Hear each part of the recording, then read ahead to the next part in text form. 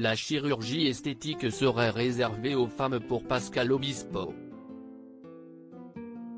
Chez un homme, comme il l'a expliqué dans Touche pas à mon poste ce vendredi 12 février, je trouve ça ridicule. L'ancien coach de The Voice, guéri du coronavirus, n'est pas passé par le bistouri pour cette raison, réagissant à un documentaire autour de cette pratique diffusé dans 7 à 8 sur TF1, il y a près d'une semaine.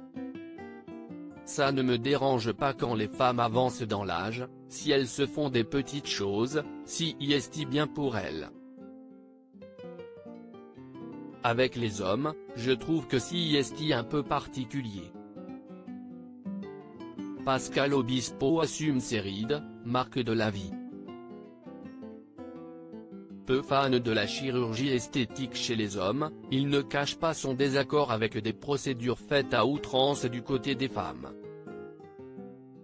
S'il ne mentionne aucun nom de personnalité, réputés pour leur coup de cœur pour la chirurgie, il respecte néanmoins une règle: après, chacun est libre de faire ce qu'il veut.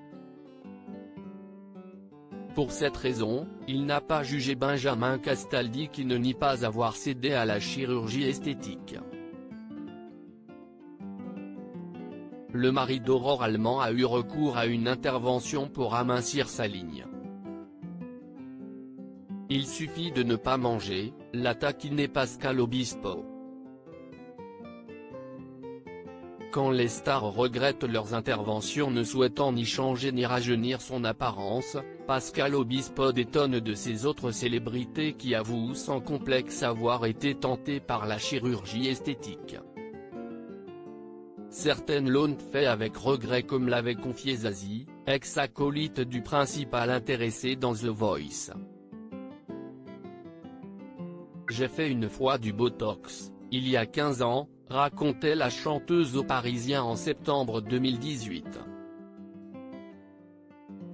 Elle aurait vite souhaité faire marche arrière en constatant que son visage avait perdu de sa mobilité.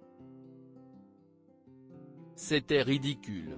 Plus rien ne bougeait sur mon visage. Mon front était en plâtre.